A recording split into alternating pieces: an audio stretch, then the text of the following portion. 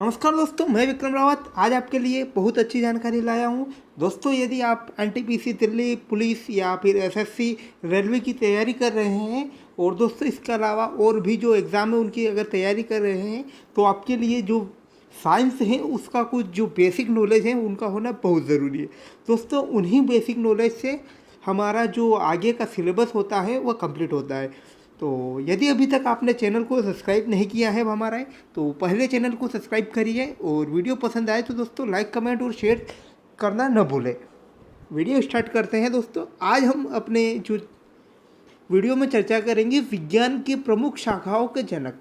दोस्तों, जो विज्ञान है उसकी जो शाखा है विभिन्न, उसके जो जनक हैं उनके बारे में चर्चा करेंगे। कौन सी शाखा का जनक कौन है, तो स्टार्ट करते हैं। पहला दोस्तों, जो विज्ञान की सबसे जो महत्वपूर्ण या इम्पोर्टेंट आप बोल सकते हैं जो शाखा है वह है जंतु विज्ञान।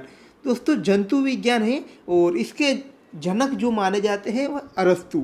दोस्तों, जो अरस्तु हैं उनको जंतु विज्ञान के जनक माना जाता है। आनुवंशिकी, दोस्तों आनुवंशिकी आप बहुत ही, अगर आप साइंस के स्टूडेंट हुए तो आप बहुत ही अच्छी तरह से जानते होंगे कि आनुवंशिकी के जनक जॉर्ज जो मेंडल है उनको माना जाता है। मेंडल का जन्म जो ऑस्ट्रिया की राजधानी वीना है वहाँ पर हुआ था। और दोस्तों, ये बहुत ही महान वैज्ञानिक थे, बोल सकते हैं आप बहुत ही महान वैज्ञानिक, क्योंकि इन्होंने उस समय निकाला जब आनुवंशिकता का ज्ञान उस समय जब दुनिया को दिया, जब आप बोल सकते हैं कि उस समय और कुछ भी उपाय नहीं था। तो दोस्तों, इन्होंने ही सबसे पहले मटर के पौधे का चयन किया और उसमें जो बताया कि आनुवंशिक पदार्थ पीढ़ी दर पीढ़ी स्थानांतरित होते हैं। तो आनुवंशिकी के जनक जो जीजे मेंडल है उनको माना गया है। दोस्तों, नेक्स्ट क्वेश्चन, विकिरण आनुवंशिकी। दोस्तों, मेंडल के बाद जो आनुवंशिकी के विभिन्न जो पार्ट हैं उनके खोज की, तो विकिरण आनुवंशिकी की दोस्तों एच जे मूलर। दोस्तों, बहुत ही important question, H J Muller. H J Muller जो है उनको विकिरण आनुवंशिकी का जनक कहा जाता है। और नेक्स्ट, आधुनिक आनुवंशिकी। दोस्तों, जो आधुनिक आनुवंशिकी है उसके जनक बैटसन को माना जाता है। नेक्स्ट, आधुनिक शारीरिकी। आधुनिक शारीरिकी का जनक एंड्रियोस विसेलियस। दोस्तों, जो एंड्रियोस विसेलियस हैं उनको आधुनिक शारीरिकी का जनक माना जाता है। नेक्स्ट क्वेश्चन, रक्त परिसंचरण। दोस्तों, जो हमारे शरीर में रक्त का परिसंचरण होता है धमनियों और शिराओं में, तो उनका जो जनक माना जाता है कि रक्त परिसंचरण के जनक कौन माने जाते हैं, तो यह है विलियम हार्वे। विलियम हार्वे को रक्त जो परिसंचरण है उनके जनक माने जाते हैं। नेक्स्ट, वर्गीकी। दोस्तों, वर्गीकी के जनक कैरोलस लिनियस हैं। तो जो वर्गीकी है द्विनाम पद्धति के जनक। दोस्तों, वर्गीकी में सबसे जो इम्पोर्टेंट है जो अभी वर्तमान में प्रचलित है वह है द्विनामकरण पद्धति। दोस्तों, द्विनामकरण पद्धति में दो जो नाम होते हैं, जैसे मनुष्य का वैज्ञानिक नाम बता सकते हैं आप होमोसेपियंस। तो होमोसेपियंस में एक होमो और दूसरा सेपियंस, तो ये दो नाम से मिलकर बना होता है मनुष्य का होमोसेपियंस। और इसके जनक माने जाते हैं कैरोलस लिनियस। तो कैरोलस लिनियस ने ही सबसे पहले वर्गीकी किया था जिसमें पौधों और सभी प्रकार के जो नाम हैं वैज्ञानिक नामों की चर्चा की थी।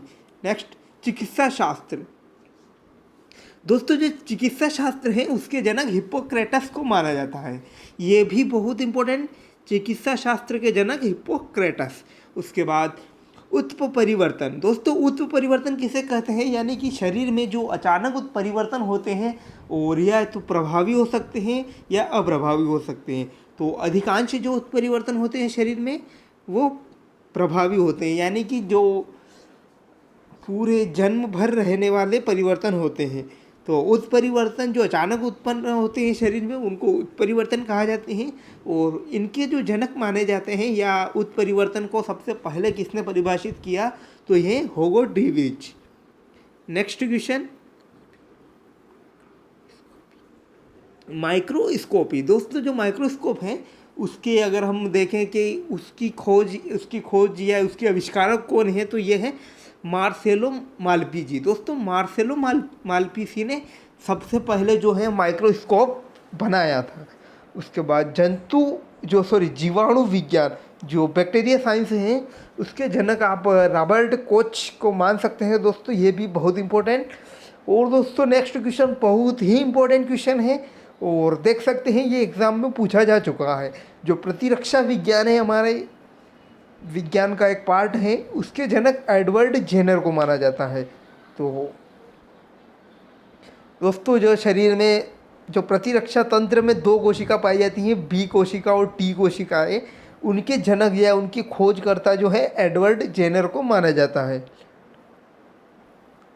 नेक्स्ट क्वेश्चन दोस्तों, जीवाश्म विज्ञान की खोज जो हुई थी दोस्तों ये है लियोनार्डो दा विंसी है। इन्होंने जो आर्कियोप्टेरिक्स जो हैं पक्षियों और सरीसृपों के बीच की आप कड़ी कह सकते हैं इन्हें। दोस्तों ये भी बहुत इंपॉर्टेंट है और पूछा जाता है, पक्षी या सरीसृप के बीच की कड़ी किसे माना जाता है, तो वह है आर्कियोप्टेरिक्स। दोस्तों आर्कियोप्टेरिक्स जो है पक्षियों और सरीसृप के बीच की जो कड़ी कहा जा सकता है, इसकी खोज लियोनार्डो दा विंसी ने की थी, जिसके कारण इसे जीवाश्म विज्ञान के जनक माने जाते हैं। नेक्स्ट सूक्ष्म भौतिकी। दोस्तों जो सूक्ष्म जैविकी के जनक लुईस पाश्चर को माने जाते हैं। उसके बाद जीरोंटोलॉजी। दोस्तों जीरोंटोलॉजी के जनक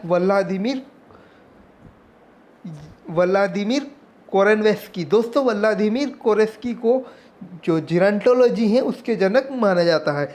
जीरोंटोलॉजी दोस्तों जो काल प्रभावन होते हैं उसके अध्ययन को, अगर काल प्रभावन का जो अध्ययन करते हैं उसको जीरोंटोलॉजी कहा जाता है। Next question, endocrinology. दोस्तों एंडोक्राइनोलॉजी के जनक थॉमस एडिसन को माना जाता है। दोस्तों बहुत इंपॉर्टेंट, एंडोक्राइनोलॉजी थॉमस एडिसन। उसके बाद आधुनिक भ्रूणिकी।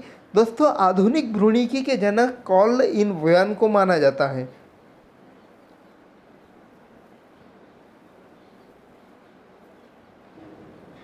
दोस्तों कुछ 2-3 और हैं बहुत इंपॉर्टेंट।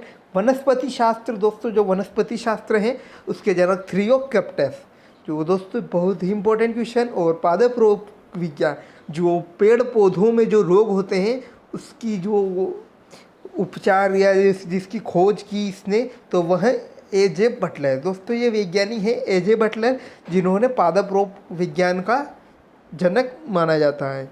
नेक्स्ट पादप क्रिया विज्ञान। दोस्तों पादप क्रिया विज्ञान स्टीफन हेल्स। और बैक्टीरियोफेज है टवार्ड दिहेरियल। इसके बाद सुजननिकी के जनक फ्रांसिस गाल्टन। दोस्तों बहुत इंपॉर्टेंट, सुजननिकी के जनक फ्रांसिस गाल्टन। यदि आपको वीडियो पसंद आए तो दोस्तों चैनल को सब्सक्राइब करें और वीडियो को लाइक, कमेंट और शेयर करना न भूलें। Thanks for watching. मिलते हैं नए अपडेट्स के साथ।